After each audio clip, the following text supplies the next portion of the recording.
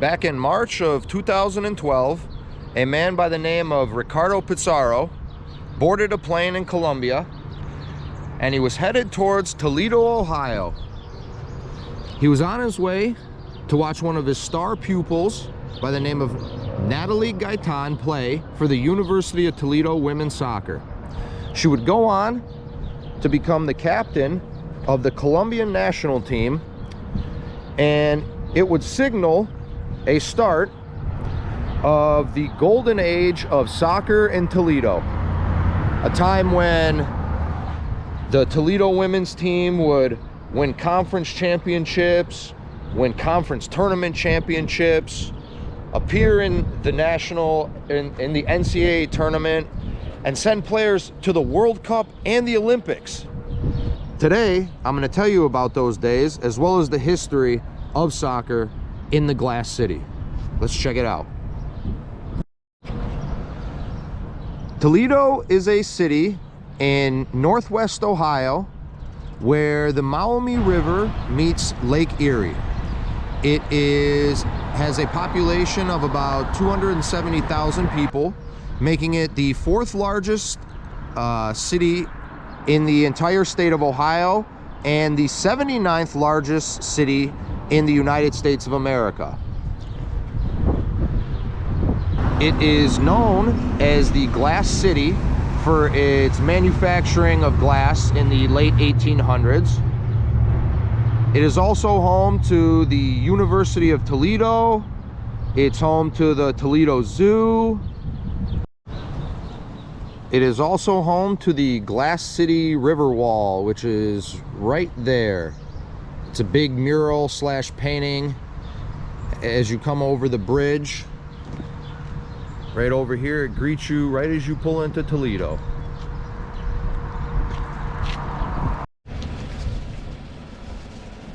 The University of Toledo is a public research university which was founded in 1872 as Toledo University of Arts and Trades. Their nickname is the Rockets, which came from a newspaper writer because he thought it described the football team's play. And their rival in sports is mostly Bowling Green, which is only 20 miles away.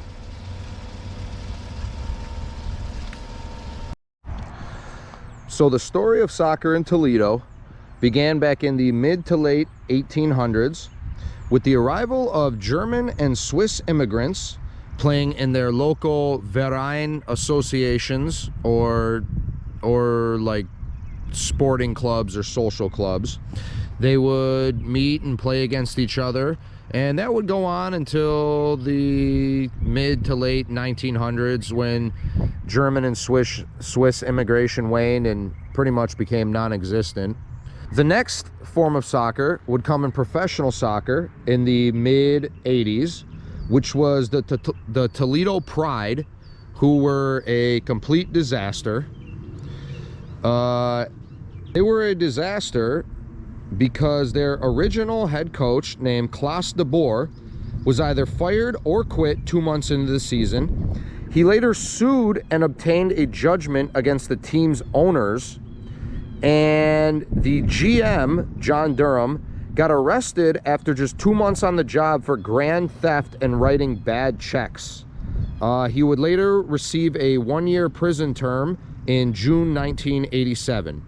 The league actually considered bumping the entire team out of the playoff schedule due to the team's insolvency, but the owners of the Toledo Sports Arena ultimately stepped up to guarantee the team's expenses to finish out the season. The team would quietly fold thereafter. The next iteration of soccer would be the Toledo Twisters, who are also an indoor team, and they would fold after just 1 season. The first attempt at professional outdoor soccer would come in 2003 in the form of the Toledo Slayers of the PDL, which is now USL League 2. And they did nothing of note for a couple seasons, and then they folded in 2005.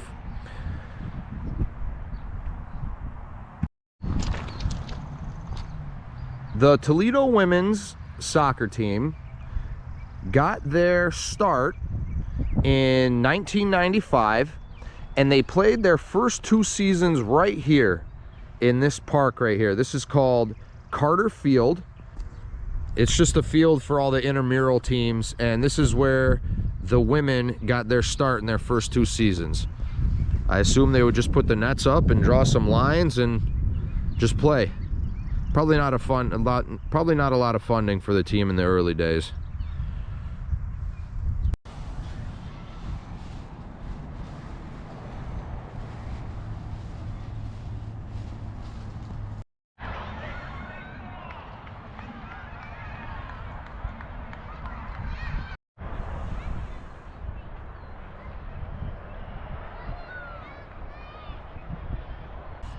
This unassuming piece of grass that you see before us is Scott Park. This is where the Toledo women had all their success from the mid-90s up until almost 2020, so almost a good 15-20 years. You can see the scoreboard over there. It says all their championships. I'm going to walk over there and show it to you a little bit closer. But yeah, this is where all the magic would happen on Saturday afternoons. Stands used to be right here, I think, or over on that side. I don't know which side it was, but so let's go down the list of accomplishments that the women had here. As you can see here on the scoreboard, it lists all of their conference titles: 2006, 2007, 2008, 2010, 2011, and 2017. But the year that I want to focus on is 2011.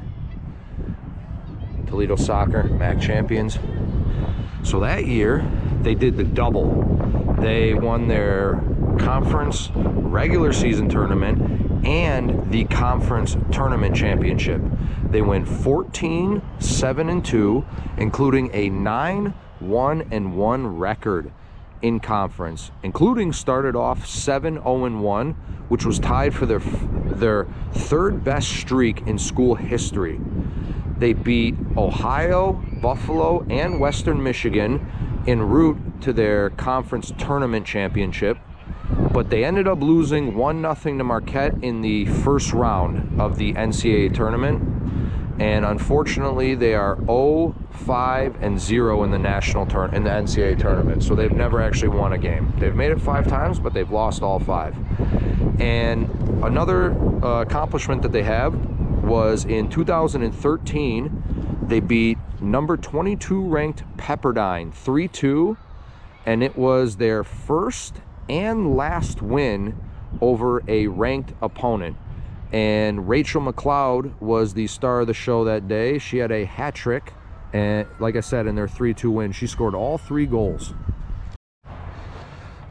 This last title right here in 2017, it came against Bowling Green when Sophie Poole scored a goal with 5 seconds left in overtime to win the conference tournament championship.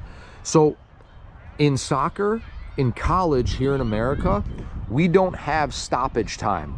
We stop the clock when the ball goes out of bounds and for injuries. So when there's 5 seconds left, that actually means there's 5 seconds left. It's not like 5 seconds left till the 90 and then stoppage time. In college soccer, it's like a lot of other sports where once it hits the 90, it's over. So Sophie Poole with a goal with 5 seconds left. That had to have been pretty cool. So it's not very often when I do my soccer videos that I take time out to focus on just one player, but I wanted to do that right now. I wanted to focus on a lady by the name of Natalie Gaitan, and forgive me if I'm mispronouncing the name. She was the captain of the Toledo Rockets here, and she was also the captain of the Colombian national soccer team.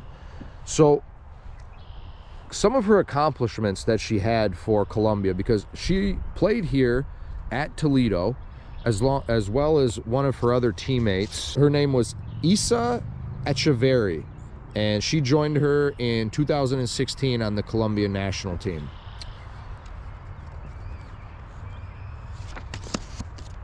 Okay, so I'm gonna list off some of the accomplishments that she had for Colombia.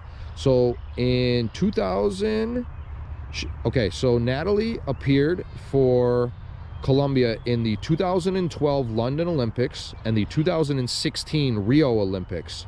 She also appeared at the 2015 World Cup in Canada. She played against France at St. James's Park, in which they lost 1-0. She also played against the USA at Hampden Park, in which they lost 3-0, and North Korea at Hampden Park, in which they lost 2-0. Then in the 2011 World Cup, she got to play at the Bay Arena in Leverkusen, in which she... I don't know who they played, but they lost 1-0. And they also lost 3-0 against the United States that year.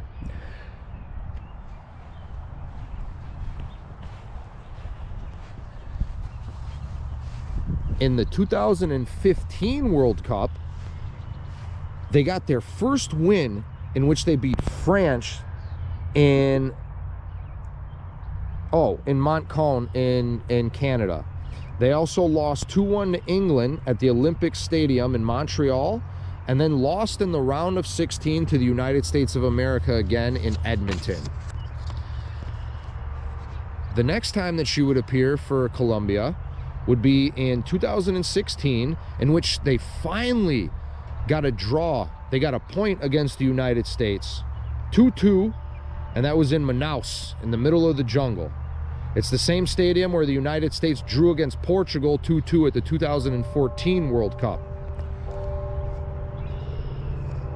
So pretty special if you think about it, to play here at just this kind of almost random, unassuming field. I mean, the only thing that would suggest that soccer's played here is the 2 goalposts at either end and the scoreboard.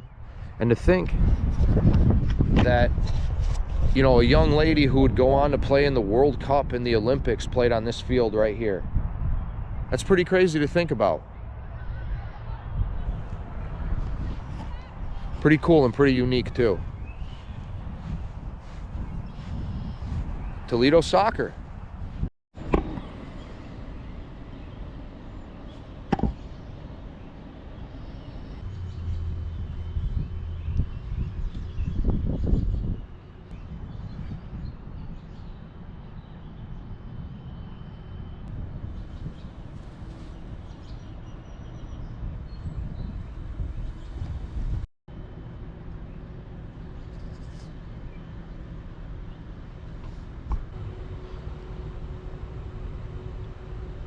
Paul Hopmer Field. This was built in 2009, and it enabled the women to play on campus for the first time since 1996. As you can see, the glass bowl off in the distance right there, their football stadium, playing right in the shadows of it, and the campus building too. Paul Hopmer was a 2-time graduate of the University of Toledo's College of Engineering in 1961, and there's a lobby in Savage Arena also named after him. He's a donor for the school.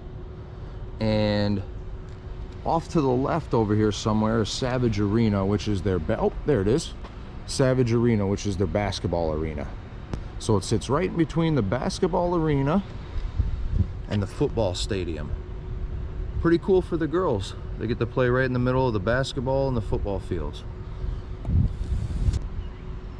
So the next attempt at professional soccer, or pre-professional soccer, in Toledo is in the form of Toledo Villa FC, which is still going on. They were founded in 2017. Founded in 2017. They started in the 5th division, which is the Premier League of America, and they moved to the United Premier Soccer League the next year, in which they won a division title before losing in the first round of the playoffs. That season they finished 6-1-3, so that would have been 2018. And then in 2021, so 2 years ago, they moved to USL League 2, which is the 4th tier. They have done nothing of note really since they won that division title back in 2018. But this is where they play at. They share the field with the Toledo women's soccer team.